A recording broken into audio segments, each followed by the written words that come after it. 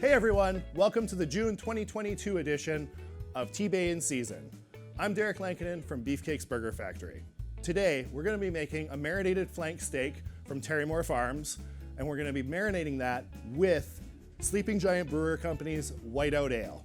We're also going to be pairing that with a grilled vegetable salad with beets and arugula from Pitch Creek Farms and tomatoes and cucumbers from DeBruin's.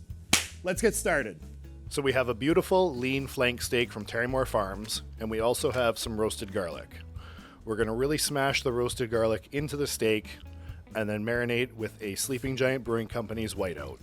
The reason we use Whiteout is because it has a lot of citrus undertones and it helps to bring out the natural flavors of the beef. Now that our steak is in the marinade, we're going to allow it to sit overnight to get optimum flavor into that meat. You'll notice that we didn't add any salt or pepper to the marinade because those are diuretics and they will help dry out your meat. We're going to add those right before we cook. Our steak has been marinating for 24 hours. I realize that I'm wearing the same clothes that I was yesterday, but you're not supposed to know that. Take the steak out of the marinade and let it sit on the cutting board to drain for about an hour before you want to cook it. As your steak is drying out and resting, you can light your barbecue. Make sure you want to start with a very, very hot barbecue and then decrease the temperature as you add the food to it. For our veggies for our marinated steak salad, we have beets from Pitch Creek Farms, cucumbers and tomatoes from DeBruin's greenhouses. Our red onions are not in season right now, but fresh ones will be available in July. Cut our onions into rings so that they're easy to grill. We're going to cut our beets into coins so that they're easy to grill and cook quicker.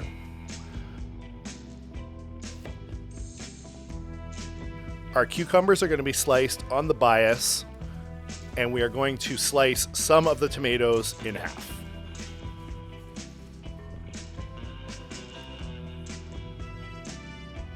Now we're going to start making our dressing. We're starting with a little bit of apple cider vinegar and some salt and pepper. We're going to whisk our oil into our vinegar, trying to incorporate as much air as possible.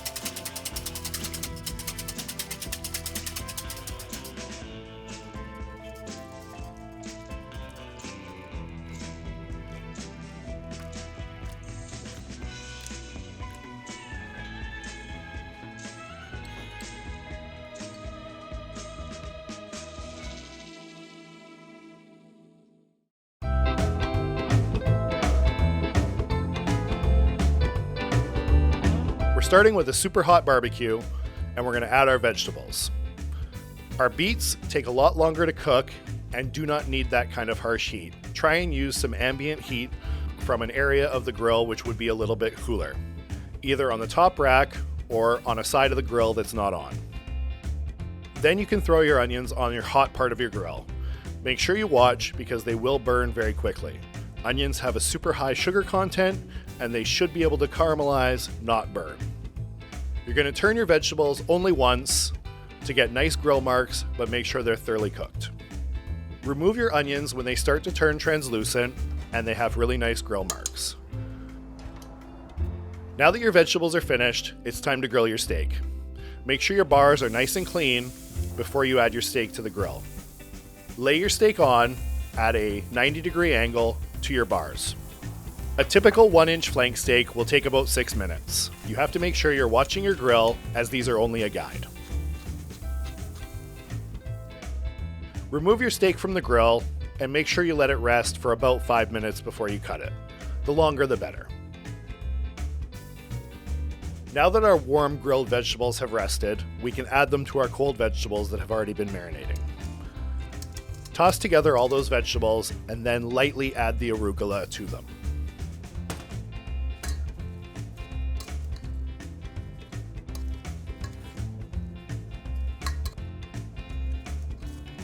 We're ready to start slicing our steak. The perfect thing to know about flank steak is that it can be beautifully tender, but only if you carve it correctly. The grains of the steak run lengthwise along the steak, and you have to cut across them. Now we're ready to start plating our salad. Start by using small scoops and plate them on top of each other to gain height.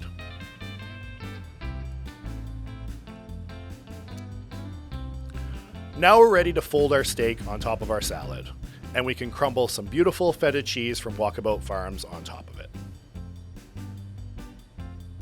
This dish can be served with a nice warm pita bread.